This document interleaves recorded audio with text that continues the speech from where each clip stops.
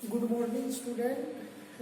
आज का हमारा टॉपिक है जनसंख्या, जिसमें हम उसके उपभाग यानी सब टॉपिक वितरण को पढ़ेंगे। इसमें हमने पहले वाले जो टॉपिक है जनसंख्या का, हमने उसमें डिस्कस कर लिया किस तरह से जनसंख्या अध्ययन जरूरी हो जाता है। और जनसंख्या अध्ययन को यानी जनसंख्या के विभिन्न कारकों के अध्ययन को हम जनसांख्यिकी कहते हैं या डेमोग्राफी कहते हैं। ये हमने डिस्कस किया था कि किस तरह से जनसंख्या जरूरी हो जाती है समझनी, क्यों जरूरी हो जाती है। किसी देश के आर्थिक और सामाजिक पक्ष को अगर हमें समझना है, जो कि मानवीय पक्ष से जुड़ा होता है, इसलिए हमें जनसंख्या का अध्ययन महत्वपूर्ण हो जाता है। तो हम इस टॉपिक में जनसंख्या वितरण को समझेंगे। जनसंख्या वितरण से आप समझ ही पा रहे हैं, वितरण से यानी डिस्ट्रीब्यूशन से। वितरण से हम क्या समझते हैं? मान लीजिए कि आपका फरीदाबाद है। फरीदाबाद में हम जानना चाह रहे हैं कि इस क्षेत्र की जनसंख्या क्या है, यानी फरीदाबाद जिले की जनसंख्या क्या है, और उसमें किस तरह से वो बिखराव है। बिखराव मतलब कि किस किस जगह वो जनसंख्या रहती है। इसके समझने के लिए हम वितरण का अध्ययन करते हैं। और वितरण का अध्ययन क्यों जरूरी है? क्योंकि हम वितरण से यह समझ सकते हैं कि जनसंख्या किसी प्रदेश विशेष, राज्य विशेष, देश विशेष या विश्व में उसका बिखराव या डिस्ट्रीब्यूशन किस तरह से है। तो इसमें वितरण को जब हम समझते हैं तो हम उसके आर्थिक और सामाजिक पक्ष को भी समझ सकते हैं। जैसे कि मैं एग्जांपल दूं कि भारत में आप देखेंगे कि जनसंख्या का वितरण है वो बहुत ही असमान है। कुछ क्षेत्रों में आपको बहुत ज़्यादा जनसंख्या मिलेगी, कुछ क्षेत्रों में आपको बहुत कम जनसंख्या मिलेगी, कुछ क्षेत्रों में आपको मध्यम जनसंख्या मिलेगी। तो जैसे इस वितरण को समझने के लिए हमें क्या जरूरी है? घनत्व। बेसिकली हम इसे घनत्व से समझते हैं। घनत्व यानी डेंसिटी। तो घनत्व को जब मैं घनत्व का जिक्र कर रहा हूँ तो घनत्व के कौन से पक्ष को समझते हैं? वितरण के पक्ष को समझने के लिए तो हम ये मान लीजिए ये एरिया है, इसमें हम कह रहे हैं इसकी जनसंख्या 10 है। ठीक है, हम कह रहे हैं 10 है। ठीक है, 10 जनसंख्या। तो ये तो हमने वितरण बता दिया, पर इससे हमने इस पूरे क्षेत्र के जनसंख्या के बारे में एक सामान्य टिप्पणी की है कि इस क्षेत्र में जनसंख्या का वितरण है, यहाँ 10 है और ये यहाँ पाई जाते हैं। लेकिन यह हमें समझने में पूर्ण रूप से मतलब सरलता प्रदान नहीं करता या समझ प्रदान नहीं करता। तो हम दूसरा शब्द जो इसमें शामिल करते हैं वितरण को समझने के लिए, वो है घनत्व। यानी प्रति वर्ग किलोमीटर में रहने वाले लोगों की संख्या। प्रति वर्ग किलोमीटर, मैं किलोमीटर नहीं कह रहा हूँ, वर्ग किलोमीटर से अर्थात मान लीजिए 1 किलोमीटर हम इधर चले, 1 किलोमीटर इधर चले, 1 किलोमीटर इधर चले, 1 किलोमीटर इधर चले। तो ये जो एरिया है 1 किलोमीटर का, ये जो आपको एरिया दिख रहा है, इस एरिया में रहने वाले लोगों की संख्या को हम क्या कहते हैं? जनसंख्या घनत्व। प्रति किलोमीटर क्षेत्र में पाए जाने वाले लोगों की संख्या को हम घनत्व कहते हैं। तो घनत्व से हम वितरण को समझते हैं। अब क्या है कि मान लीजिए कि घनत्व से हम समझते हैं, घनत्व के हमें 3 पक्ष हैं। घनत्व के 3 पक्ष हो जाते हैं। घनत्व के 3 पक्ष कौन कौन से हो जाते हैं? घनत्व के 3 पक्ष, घनत्व को हम 3 कारकों से समझते हैं। तो घनत्व में उच्च घनत्व के क्षेत्र, उच्च घनत्व यानी हाई डेंसिटी, मध्यम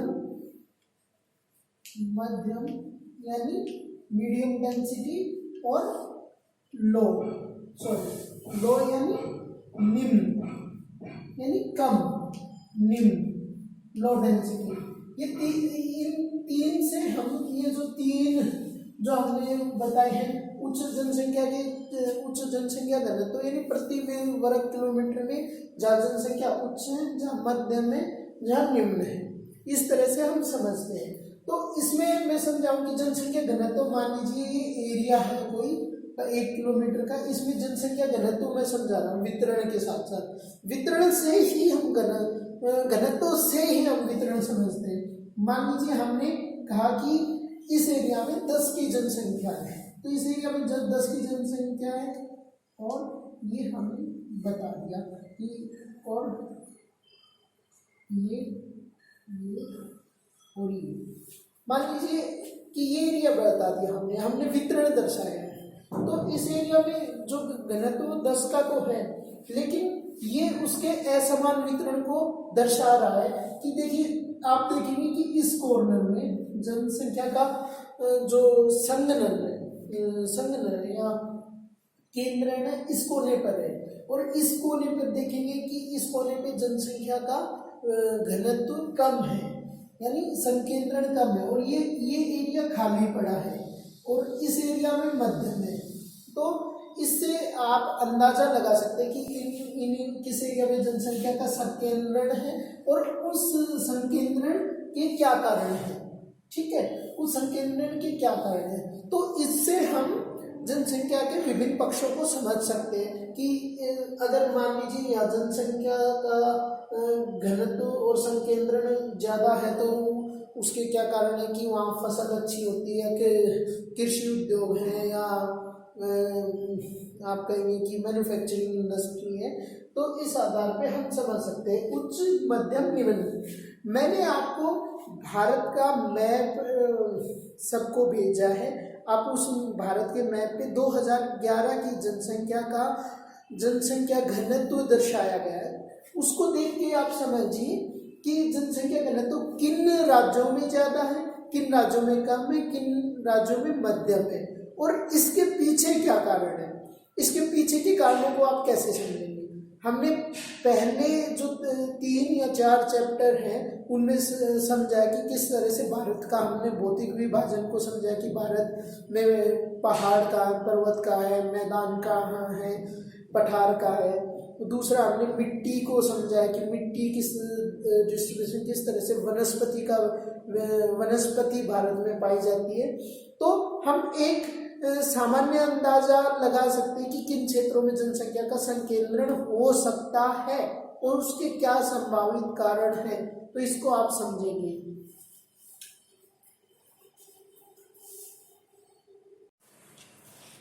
अब हम जनसंख्या वितरण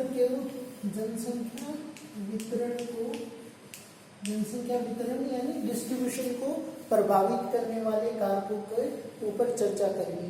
जनसंख्या वितरण या प्रभावित करने वाले जो कारक हैं उनमें हम 3 कारकों को, जो बड़े कारक हैं, उसको शामिल करते हैं। पहला है जो कारण है भौतिक कारक, भौतिक या आप भौगोलिक या फिजिकल, भौतिक या ज्योग्राफिक। दूसरा जो कारक है सामाजिक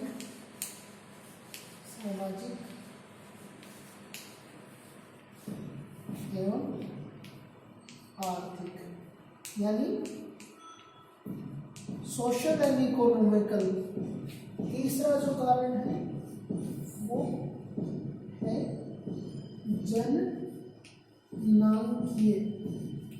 जननांगीय यानी डेमोग्राफिक। जनसंख्या वितरण के जो प्रभावित करने वाले कारक है उनको हम 3 तरह से समझते हैं: भौतिक कारक, सामाजिक एवं आर्थिक कारक, जननांगीय कारक। तो सबसे पहले हम भौतिक कारकों पे चर्चा करेंगे। भौतिक कारक कौन से? भौतिक कारक में जलवायु, और जलवायु उच्चावच,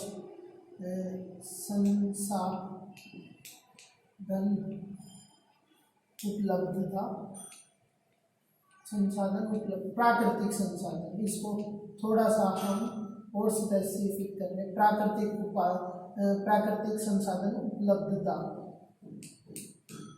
ये इसमें और भी कारक हो सकते हैं। सामाजिक और आर्थिक कारणों में हम प्राथमिक क्रियाएं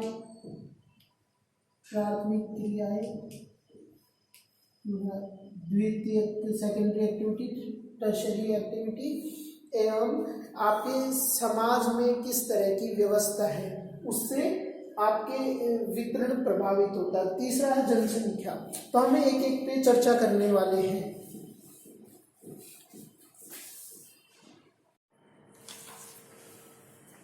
भौतिक कारक, भौतिक कारक यानी फिजिकल फीचर्स।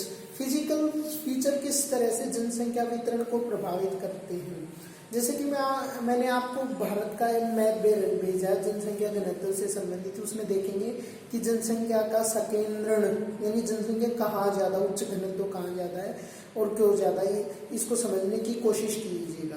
अब उसको अगर आप उस मैप को देखेंगे तो आप ये समझ पाएंगे कि भौतिक कारक जनसंख्या के वितरण को प्रभावित करते हैं। यानी किस जगह जनसंख्या का घनत्व ज़्यादा है, किस जगह जनसंख्या का घनत्व कम है। आप देखेंगे कि पर्वतीय क्षेत्र हैं, पर्वतीय क्षेत्रों में वो काफ़ी दुर्गम होते हैं, वहाँ पर हमें मानवीय सुविधाएं उतनी आसानी से उपलब्ध नहीं होती है जीवन जीने के लिए। तो उन जगहों पे जनसंख्या का संकेंद्रण या घनत्व कम पाया जाता है। आप लाहौल स्पीति में देखेंगे तो देखेंगे जनसंख्या का घनत्व कम है। फिर आप थोड़ा सा इधर आगे की लाहौल स्पीति से आगे की तरफ आएंगे शिमला की तरफ, वहाँ लाहौल स्पीति से थोड़ी कम हाइट हो जाती है पर्वतों की। तो आप देखेंगे जनसंख्या संकेंद्रण उससे लाहौल स्पीति से ज़्यादा, लेकिन मैदानों के बनिस्बत फिर भी वहाँ जनसंख्या घनत्व ज़्यादा है। फिर आप जैसे ही चंडीगढ़ में प्रवेश करते हैं, चंडीगढ़ में जो चंडीगढ़ से और आगे हरियाणा में जो जिसे हम कह रहे हैं गंगा और यमुना का मैदान, वहाँ देखेंगे कि उच्च घनत्व पाया जाता है पहाड़ों के बरक्स। तो आप ये समझ सकते हैं कि एक मेजर कारण हो जाता है कि भौतिक स्वरूप कहाँ है। तो भारत में मैंने आपको पिछली कक्षाओं में बताया था कि जो गंगा यमुना का मैदान है, उत्तर भारत का मैदान जिसे हम कहते हैं, वहाँ विश्व का सबसे ज़्यादा जनसंख्या घनत्व पाया जाता है मैदान के स्वरूप में, मैं कह रहा हूँ भौतिक स्वरूप के उसमें। तो कम कहाँ पाया जाता है, पहाड़ी क्षेत्रों में। फिर आप राजस्थान को देखेंगे, जैसे हमने डिस्कस किया था थार का मरुस्थल वाले क्षेत्रों में, तो थार के मरुस्थल में क्या है, जनसंख्या कम पाई जाती है। ठीक है, ये तो भौतिक स्वरूप एक हो गया। दूसरा फिर क्लाइमेटिक कंडीशन भी आप देख सकते हैं कि जहाँ रहने लायक जलवायु मनुष्य के अनुकूल है, तो वहाँ जनसंख्या संकेंद्रण ज़्यादा है।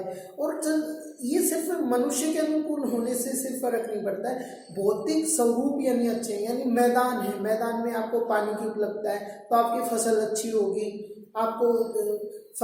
होगी, तो वहाँ क्या है, घनत्व बढ़ने की संभावना है, क्योंकि मानव बस्तियाँ वहीं पाई जाती हैं जहाँ पर जनसंख्या के लिए अनुकूल सुविधाएं हैं, जैसे मैदानी क्षेत्र का मैंने जिक्र किया।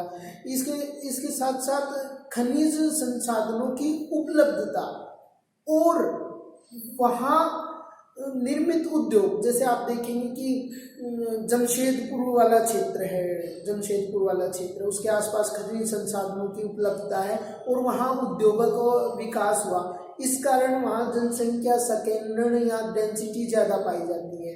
और जहाँ संसाधनों की उपलब्धता नहीं है वहाँ जनसंख्या कम पाई जाती है। जैसे थार का मरुस्थल एक तो भौतिक दशाओं में कौन सी, जलवायु दशाएं इतनी कठोर है, दूसरा वहाँ संसाधन उपलब्धता भी नहीं है, तो वहाँ निवास योग्य मनुष्य के लिए वो ठीक नहीं मतलब उतना अनुकूल नहीं है, तो इसलिए वहाँ जनसंख्या का संकेंद्रण नहीं पाया जाता है। तो आप इससे समझ सकते हैं कि भौतिक कारक किस तरह से जनसंख्या के वितरण को प्रभावित करते हैं।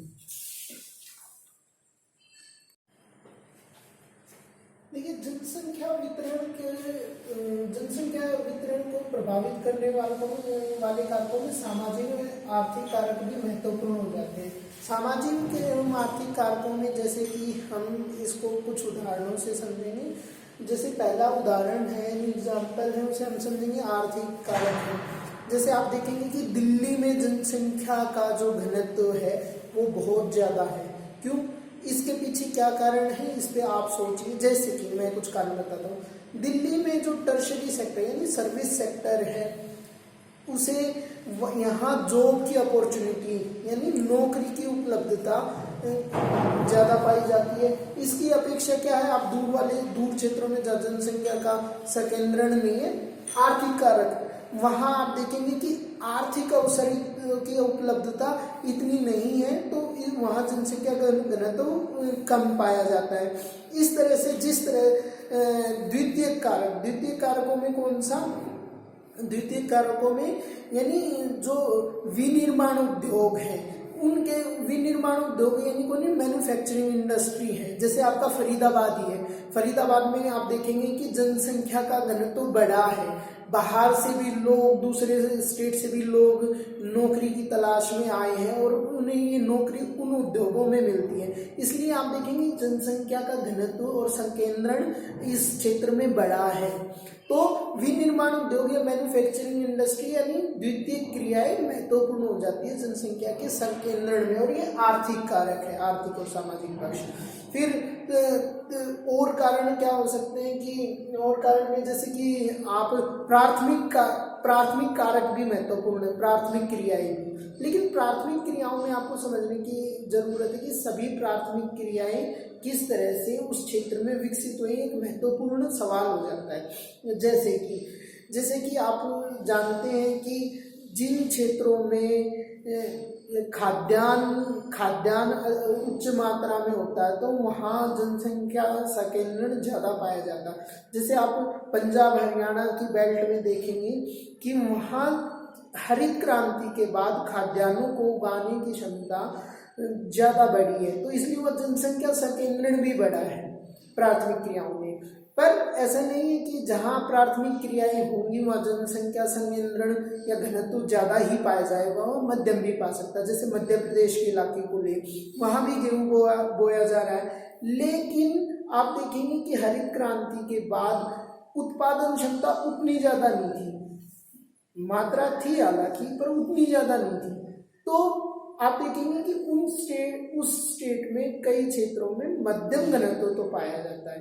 तो इस तरह से जहाँ फसल नहीं उगाई जा रही है प्राथमिक क्रियाओं के लिए, जहाँ जीवन की लिए कठोर परिस्थितियाँ, तो वहाँ आपको कम जनसंख्या देखने को मिलेगी। इसके साथ सामाजिक कारक क्या हो जाते हैं? सामाजिक कारक यानी किस तरह के जनसंख्या के वितरण को प्रभावित करते हैं। सामाजिक कारकों में कि हमारे आपसी संबंध किस तरह से हैं, कि हमारा समाज कितना खुला है या कितना बंद है, और ये कारक भी प्रभावित करते हैं।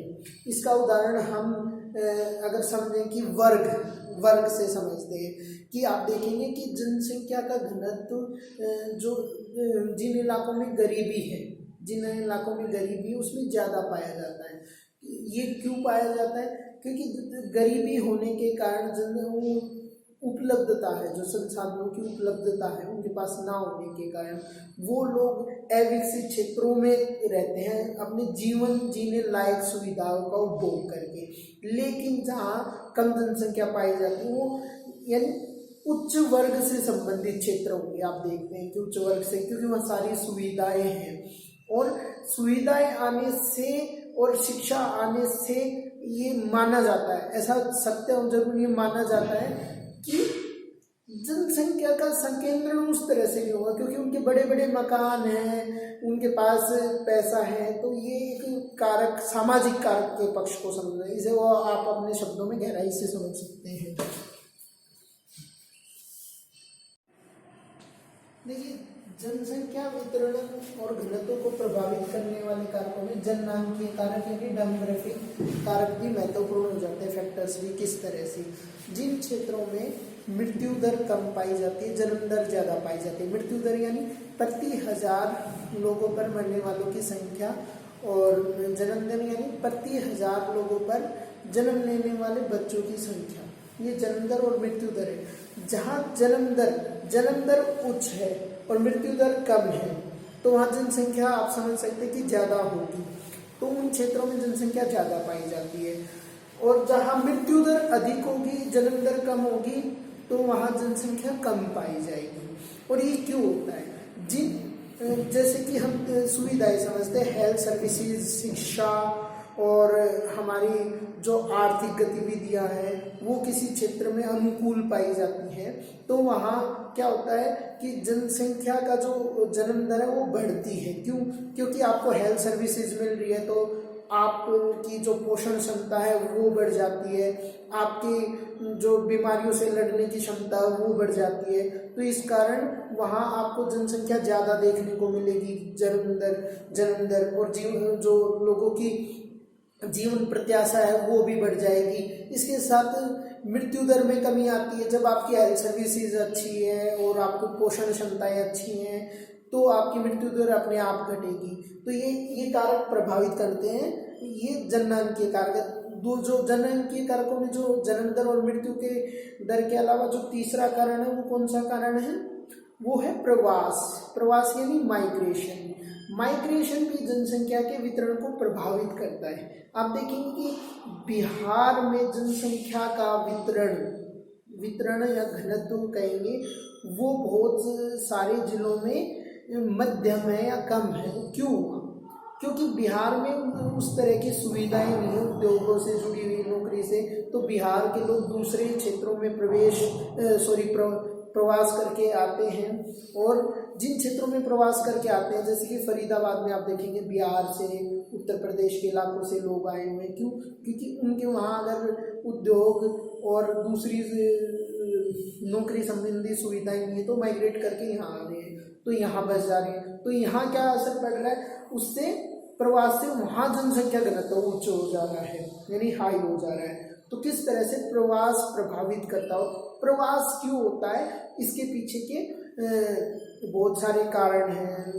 नौकरी हो सकता है, उद्योग हो सकते हैं। दूसरा फिर विवाह भी प्रवास का महत्वपूर्ण कारक माना जाता है। नॉर्थ इंडिया में कि लड़कियां एक घर से शादी के बाद दूसरे घर जाती है, यानी मूव करती है। तो मूव कितनी दूर करती है उसके अनुसार वितरण प्रभावित करता है। तो आज हमने जनसंख्या वितरण को प्रभावित करने वाले कारकों को समझा। इसमें हमने सामाजिक आर्थिक कारक, भौतिक कारक और जननांकीय कारकों को समझा।